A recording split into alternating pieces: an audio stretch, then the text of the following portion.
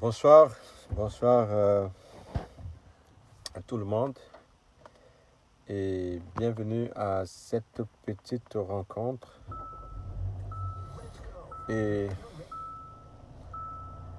alors nous allons commenter l'actualité africaine d'aujourd'hui avec ce qui se passe, n'est-ce pas, en Guinée-Conakry. Le coup d'État, n'est-ce pas, contre le président Alpha Condé. Alors, je veux commencer par dire que ce n'est pas une surprise pour nous qui observons l'actualité africaine, surtout dans les pays francophones. Lorsque vous regardez ce qui s'est passé au Mali, ce qui s'est passé au Tchad et ce qui se passe actuellement en Guinée, il y a toutes les raisons, n'est-ce pas, de s'inquiéter pour toute l'Afrique francophone. Je vous rappelle que le coup d'État a échoué en République centrafricaine, tout simplement parce que le régime centrafricain avait noué des relations, n'est-ce pas, des relations avec les Russes. Donc, à partir de là, le président centrafricain s'est assuré de la protection russe. Il a également invité sur le sol centrafricain les soldats rwandais. Donc, à partir de là, il a donc pu contenir les assauts de l'ancien général Bozizé en République centrafricaine. Donc, vous avez suivi avec beaucoup d'attention le décès de Idriss Déby, n'est-ce pas, au Tchad, et il a été remplacé par son fils, ce qui a suscité des remous au niveau de la communauté africaine par rapport aux transitions démocratiques en Afrique. Il y a eu beaucoup d'inquiétudes par rapport à cela, et cela devrait nous réveiller au Cameroun, parce que lorsque nous faisons ce genre d'analyse, c'est toujours par rapport à notre pays. Parce que nous savons en sociologie, les mêmes causes produisent les mêmes effets. Et par le passé, nous avions été habitués, n'est-ce pas, à des révisions perpétuelles des constitutions pour maintenir des dirigeants africains, parfois très mal élus. Mais le résultat, n'est-ce pas, de ces trafics des constitutions africaines, c'est généralement les soulèvements populaires, comme ce que nous avons vécu au Burkina Faso, n'est-ce pas, ou bien ce que nous avons vécu en Tunisie avec Ben Ali. Bon, tout cela ne rassure personne sur le plan de la stabilité des institutions en Afrique. Quand on ajoute à cela le redéploiement de l'armée américaine en Afrique, c'est-à-dire qu'après le retrait abrupt des États-Unis d'Afghanistan, les États-Unis seront à la recherche des nouvelles sources de matières premières. Et éventuellement, ça sera en Afrique. Donc, lorsque vous regardez ce qui se passe dans les pays, n'est-ce pas, de l'Afrique de l'Ouest, on a commencé avec la déstabilisation de Mohamed Kadhafi en Libye. Et la frappe, n'est-ce pas, de la Libye était destinée à faire exploser, n'est-ce pas, les munitions de ce pays-là. Et à partir de ça, vous avez commencé à entendre parler des mouvements terroristes en Afrique, c'est-à-dire à la chute de Kadhafi. Ces armes, n'est-ce pas, se sont dispersées dans le Sahel. Et on a commencé à vous parler de la lutte contre le terrorisme. Ce qui veut dire que tous les pays du Sahel ont été touchés par la chute de Kadhafi. Alors, l'assassinat, n'est-ce pas, de Idriss Déby contribue également à menacer, n'est-ce pas, la stabilité de tous ces pays à la lisière, n'est-ce pas, du Sahel. Donc, quand on regarde tout cela sur le plan géostratégique, la première question que l'on doit se poser, c'est que comment on arrive donc à ces coups d'État du palais. Parce que habituellement, pour un coup d'État, par le passé, il fallait assassiner des gens.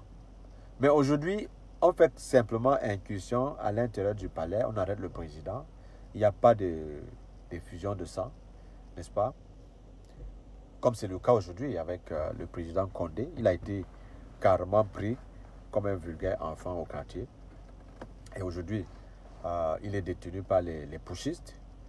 Et quand on regarde tous ces responsables militaires, on constate que la plupart, n'est-ce pas, fait des formations soit en France ou aux États-Unis. Vous comprenez?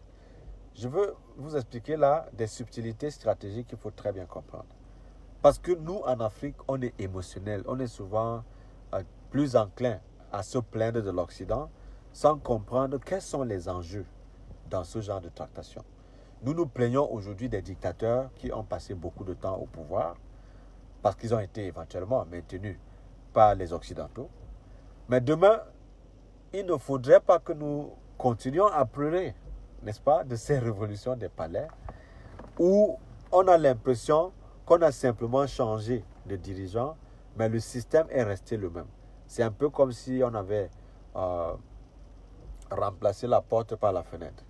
Donc ces dictateurs, ils ne sont pas bien. On ne peut pas les soutenir. Mais ces putschistes-là, qui les sponsorisent, quand ils arrivent au pouvoir, quelles sont les garanties qu'ils ont données à ces puissances coloniales-là pour prendre le pouvoir, puisqu'ils sont automatiquement téléguidés à partir des capitales occidentales. Ça, c'est des questions que des gens suffisamment mûrs peuvent, n'est-ce pas, se poser dans le cadre de ce qui se passe comme transition politique dans des pays africains francophones aujourd'hui. Donc, ce que nous sommes en train de dire, c'est que le fait que les Africains ne travaillent pas pour renforcer leur société civile, pour créer des pesanteurs qui empêchent la prise de pouvoir par les armes sous forme de coup d'État et qui découragent la manipulation des constitutions pour faire éterniser, n'est-ce pas, des dirigeants forts qui ne veulent pas quitter le pouvoir. Nous sommes là entre l'enclume et le marteau. Nous avons deux mots, les dictateurs africains qui ne veulent pas quitter le pouvoir et les officiers de l'armée, n'est-ce pas, républicaine, qui ont l'appétit, n'est-ce pas, de remplacer des civils au pouvoir. Voilà deux fronts que les Africains doivent pouvoir analyser et comprendre que notre survie, c'est dans le renforcement des capacités au niveau de la société civile pour pouvoir dénoncer ces deux coups d'État-là. Parce que changer la Constitution, c'est un coup d'État. Et prendre le pouvoir par les armes, c'est aussi un coup d'État. Donc, et quelle est donc la position de l'Union africaine dans tout ça? Rien. Nous n'avons pas besoin d'attendre l'Union africaine dans tout ce qui se passe. Justement parce que l'Union africaine est sponsorisée par l'Union européenne. Donc, ce qui veut dire que ce soit l'Union africaine, que ce soit l'Union européenne, que ce soit les Nations unies, ils vont parler d'un même langage. Et ça ne sera jamais pour l'intérêt des pays africains. Parce que nous ne pouvons pas, en tant qu'Africains, continuer à croire que les solutions à nos problèmes doivent venir de l'extérieur. Il devient peut-être urgent qu'on essaie de rééduquer, n'est-ce pas, nos compatriotes à l'intérieur du pays, de réaliser que les combats politiques, n'est-ce pas, ont des implications sur le plan diplomatique, sur le plan intérieur et même sur le plan économique. Et on ne peut donc plus faire la politique comme des naïfs. Alors, que vous soyez populiste, ça va vous rattraper demain. Donc c'est pour cela qu'il s'agit aujourd'hui, pour ceux qui veulent faire de la politique, de pouvoir éduquer les masses critiques en Afrique pour qu'elles soient capables de bien comprendre profondément où sont les intérêts des Africains à protéger, sans toutefois se laisser, n'est-ce pas, impressionner par des groupuscules commandités et manipulés à partir de l'Occident. Parce que vous avez souvent l'impression que ces dirigeants-là, une fois qu'ils sont au pouvoir, alors qu'ils ont été installés par les puissances occidentales, se comportent comme s'ils étaient, n'est-ce pas, des victimes de ces Occidentaux qui ont facilité pourtant leur accès au pouvoir. Donc, souvenez-vous, n'est-ce pas, des entourloupes du président Mobutu, n'est-ce pas, au Zaïre. À chaque fois qu'il passait dans les colonnes internationales, il attaquait de front, n'est-ce pas, la communauté internationale, alors que ses comptes bancaires, c'était en Occident. Il donnait l'impression d'être une victime, n'est-ce pas, du néocolonialisme, alors que lui, il était le bras séculier du néocolonialisme, n'est-ce pas, en Afrique. Comment peut-on donc comprendre qu'un dictateur au pouvoir donne l'impression de combattre l'Occident alors qu'il a été aménagé et installé au pouvoir par cet Occident-là? Donc, et là encore, vous avez vu avec les sorties d'Afrique Média, où on essayait de vous donner l'impression que nos dirigeants ont les mains liées, n'est-ce pas? Ils sont aussi victimes du néocolonialisme, ils se battent pour le panafricanisme, ils se battent pour la libération de l'Afrique, et pour cela, nous devons les suivre automatiquement, parce que ne pas le faire, c'est jouer le jeu de l'Occident. Mais à la fin, nous ne sommes pas des enfants. On ne peut pas être aussi lucide et applaudir les dictatures qui martyrisent les Africains sans donner un plan de projection par rapport à l'avenir et passer toute notre vie à accuser les Occidentaux qui pourtant viennent en Afrique pour sélectionner des dirigeants qui peuvent mieux protéger leurs intérêts. Voilà le véritable problème. Donc l'Afrique aujourd'hui a deux problèmes. Le premier problème éventuellement c'est le néocolonialisme. Le second problème c'est un problème de manque de nationalisme et de patriotisme de la part des dirigeants africains. Pourquoi? Parce que nos dirigeants ne cherchent pas la légitimité auprès du peuple africain. Nos dirigeants se battent pour avoir la légitimité plutôt du côté des capitaux occidentaux, des cercles, n'est-ce pas, internationaux, comme l'ONU, le Fonds monétaire international, la Banque mondiale, l'Union européenne, n'est-ce pas, les chancelleries occidentales. Et voilà pourquoi ils sont donc des clercs en faveur, n'est-ce pas, de ces puissances-là. Ils travaillent essentiellement pour protéger les intérêts de ces pays occidentaux qui sont avides, n'est-ce pas, des matières premières en Afrique. Et on a l'impression qu'on assiste à nouveau à un dépaissement de l'Afrique. Donc ça, c'est la vérité. Que ce soit les États-Unis, que ce soit la Chine, que ce soit la Russie, la France, la Belgique, toutes ces puissances occidentales-là continuent à dépendre des matières premières de l'Afrique. Comment est-ce qu'ils peuvent donc obtenir ces matières premières à vil prix? La seule possibilité pour ces gens, c'est d'installer au pouvoir des gens qui peuvent mieux protéger leurs intérêts dans les négociations de ces contrats-là. Ce qui veut dire que on ne cherche pas à installer au pouvoir des gens qui ont la légitimité populaire, mais des gens qui sont suffisamment vulnérables pour ne dépendre que de la protection de l'Occident afin d'arriver au pouvoir. Voilà pourquoi nous avons bien l'impression et la ferme conviction que nos dirigeants ne travaillent pas pour nous. Parce que s'ils travaillaient pour nous, nous ne comprenons pas pourquoi aujourd'hui on parlerait, n'est-ce pas, des comptes bancaires en Occident de nos dirigeants. Nous ne comprenons pas pourquoi on parlerait des paradis fiscaux, n'est-ce pas? Des paradis fiscaux de la part de nos dirigeants. Mais ils n'ont pas de banque au Cameroun ou bien en Afrique pour aller déposer de l'argent volé dans les paradis fiscaux. Donc voilà le sérieux problème.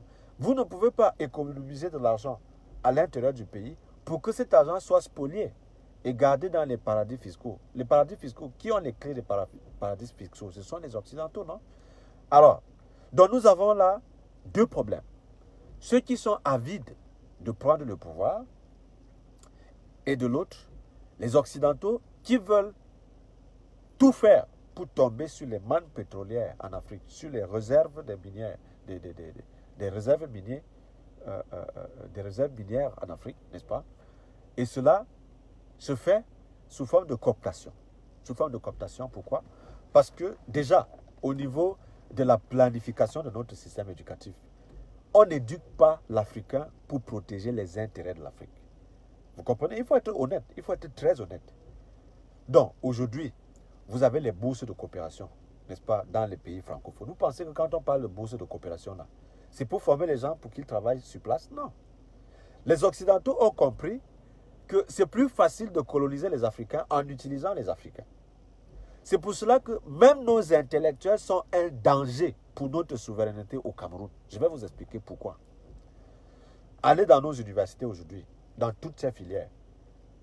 Je considère nos universités comme des usines à fabrication des chômeurs. Ça, c'est clair.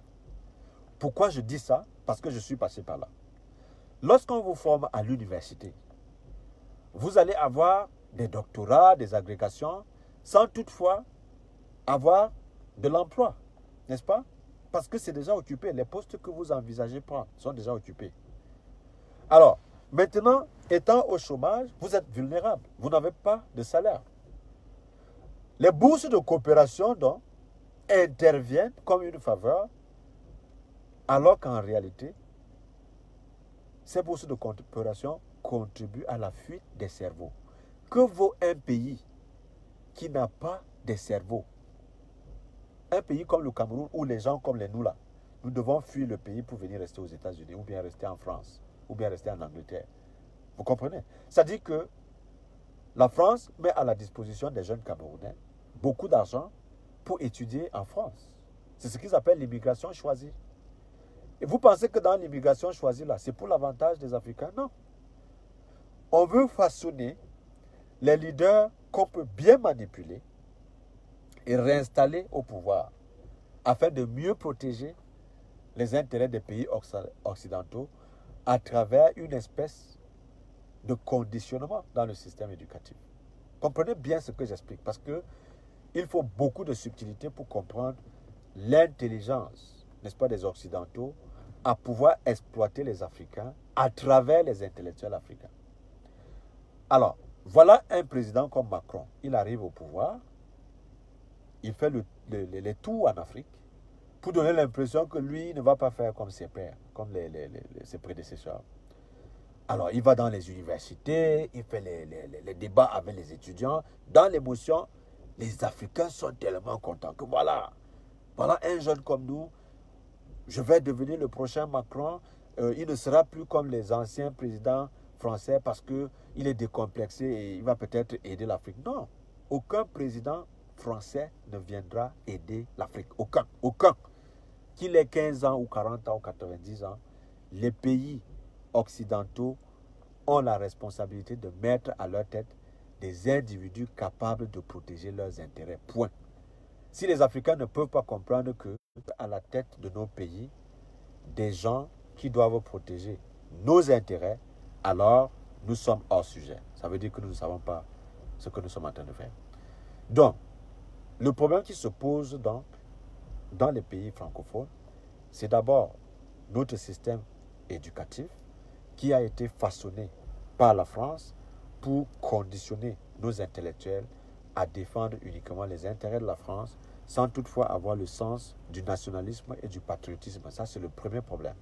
Le second problème, c'est que dans la fuite des cerveaux, il y a une espèce de caporalisation des intellectuels africains à ne pas porter le débat vers la protection des intérêts de l'Afrique, mais plutôt à faire la propagande du système capitaliste destiné à spolier les peuples africains. C'est ça la vérité.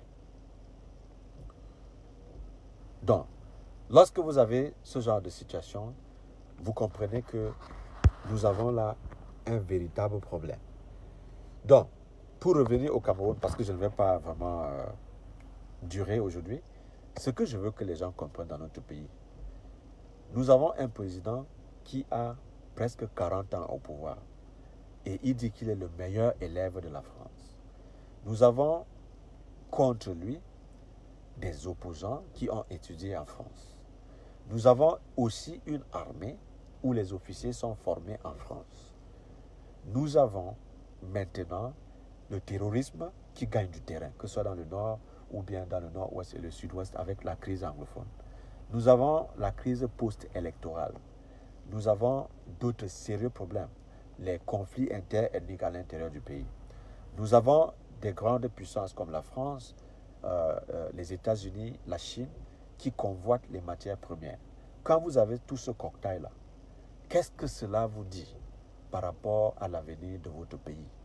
Lorsque vous voyez ce qui se passe au Tchad, au Mali, en Guinée, est-ce que cela ne vous inquiète pas? Si cela ne vous inquiète pas, ça veut dire que vous ne connaissez pas encore ce qui se passe.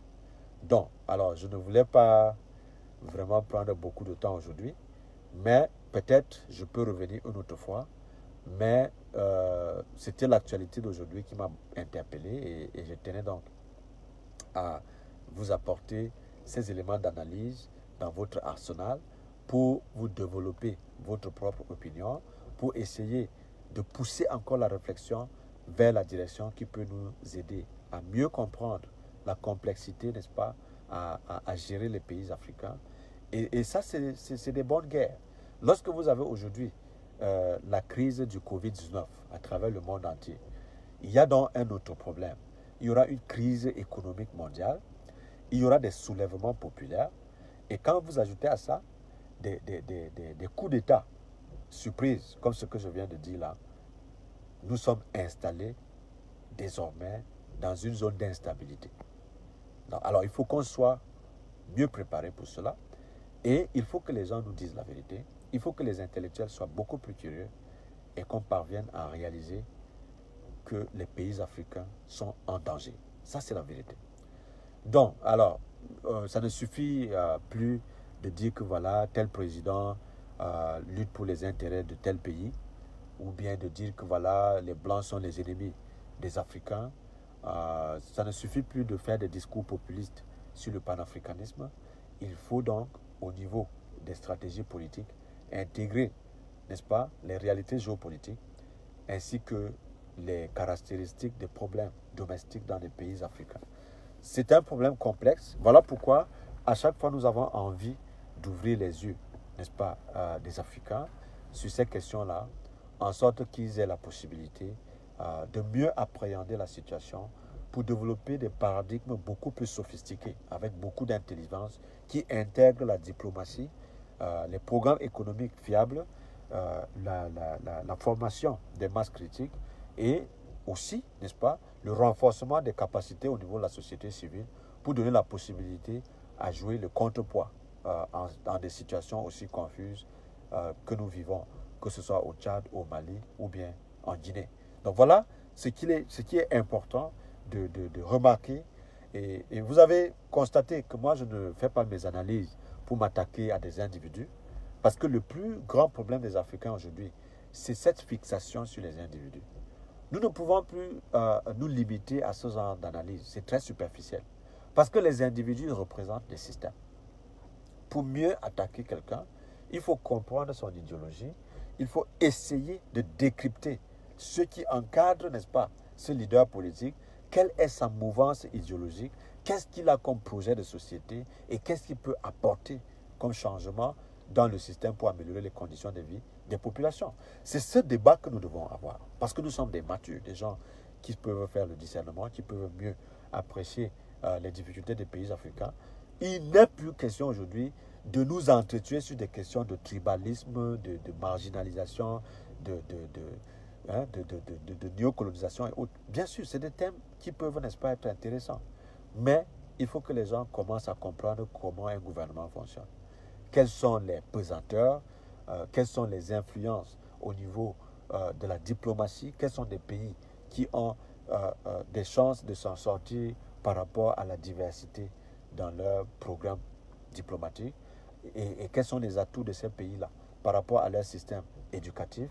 Dans le domaine de la recherche scientifique, qu'est-ce qu'on fait pour l'autonomie de l'économie du pays?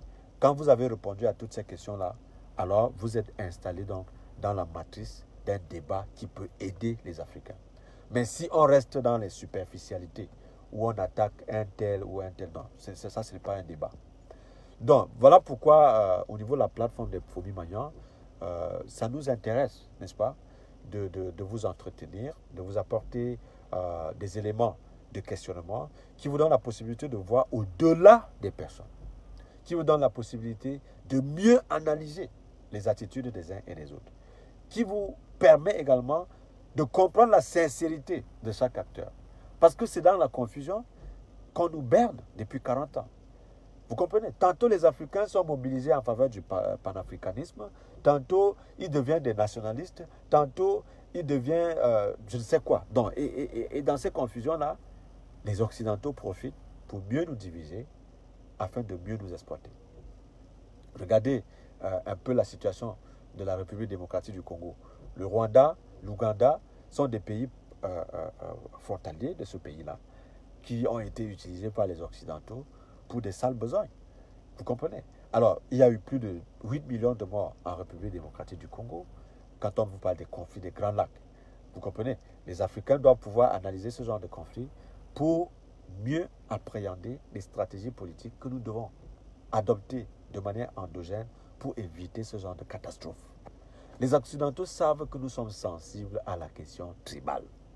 C'est pour cela que les rapports de la CIA relèvent cela tout le temps. Ce qui veut dire que ne nous laissons pas prendre dans le piège de l'ambition politique pour nous détruire. Parce que si vous voulez devenir président à tout prix et peut-être à tous les prix, vous risquez d'être instrumentalisé comme un élément de proxy pour engager une guerre folle qui ne va jamais s'arrêter. Prenez le cas de l'Afghanistan. C'est un pays qui est en guerre depuis 60 ans.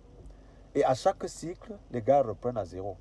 Donc quand nous nous mobilisons contre la guerre, les gens pensent que c'est des discours qui n'ont pas de sens. C'est parce que nous savons que chaque guerre s'effectue par cycle. Et dès que vous êtes lancé dans un cycle de guerre, il devient parfois impossible d'arrêter le cycle.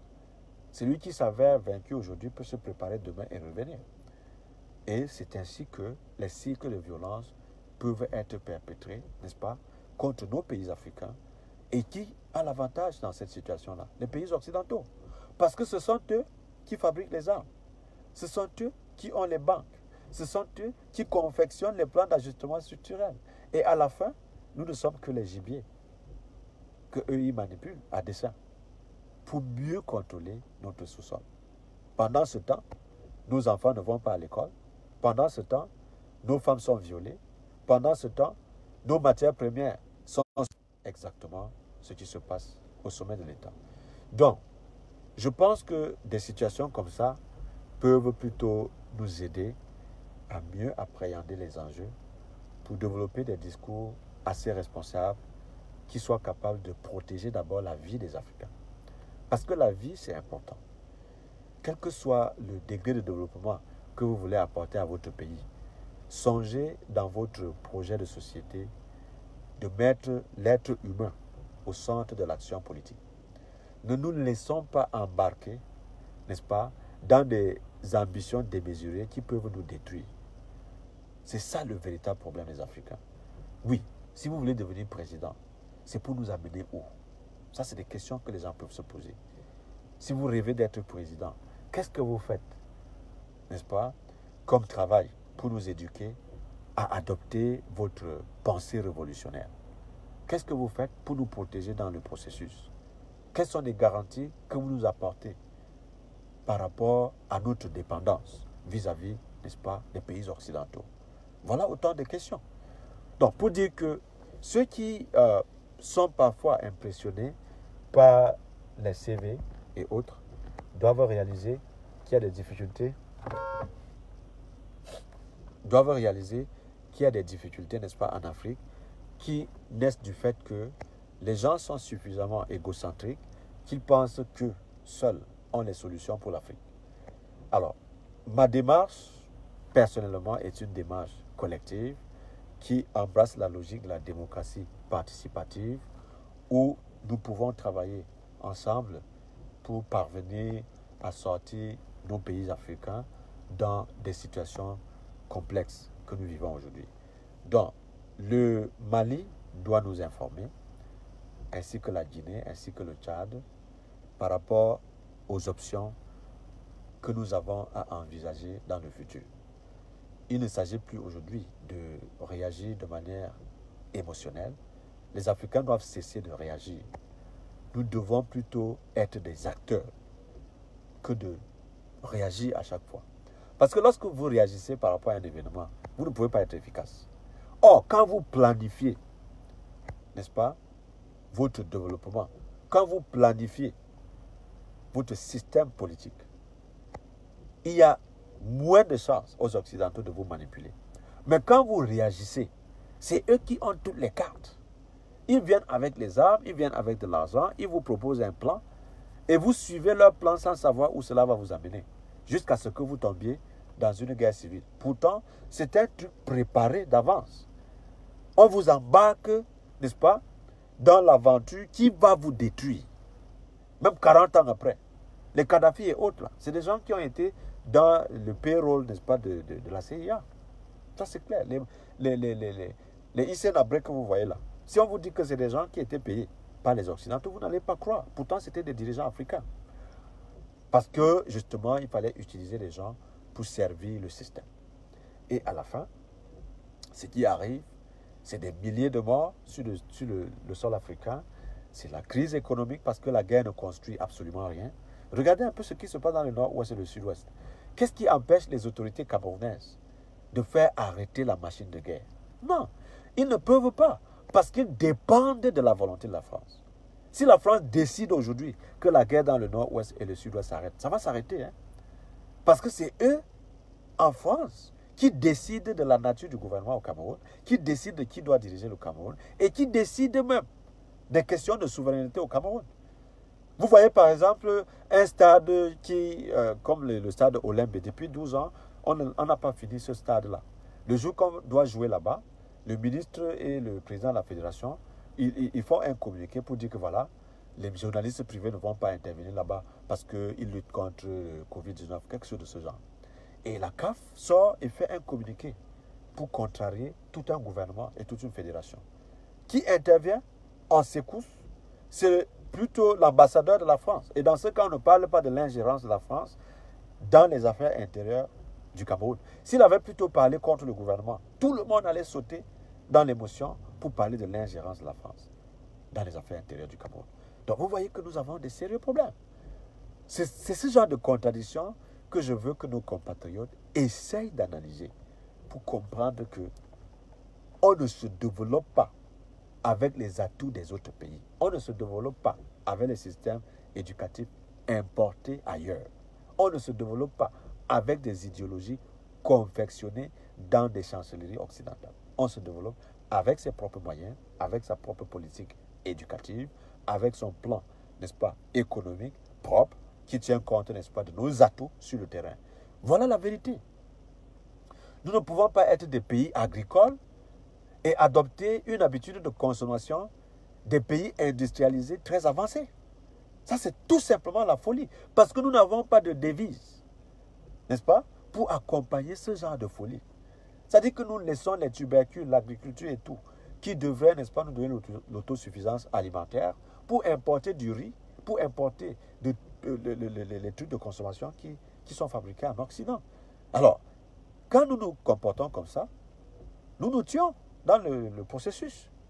Nous nous appauvrissons de cette façon.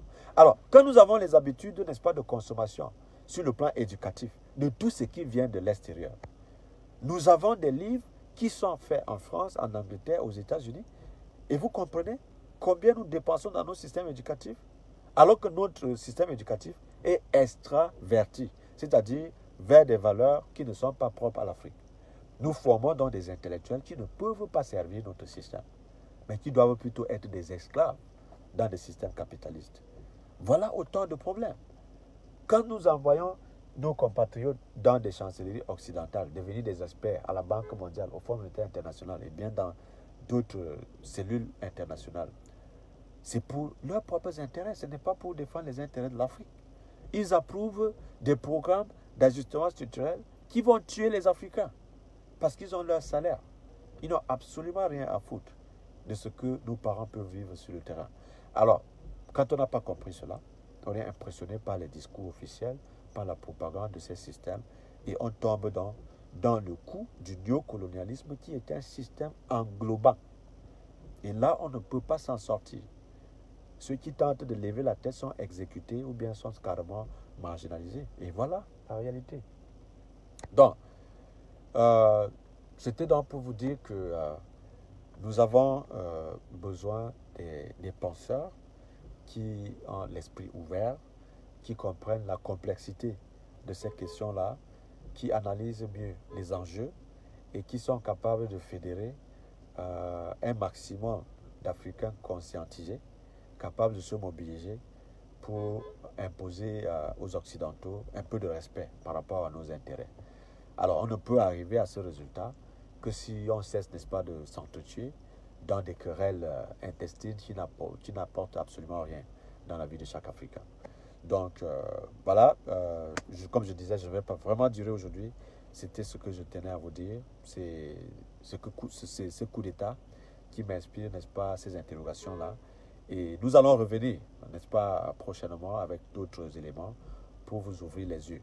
Mais c'était bien déjà de vous apporter quelques questionnements par rapport à cette situation pour vous ouvrir les yeux, n'est-ce pas, dans les prochains jours.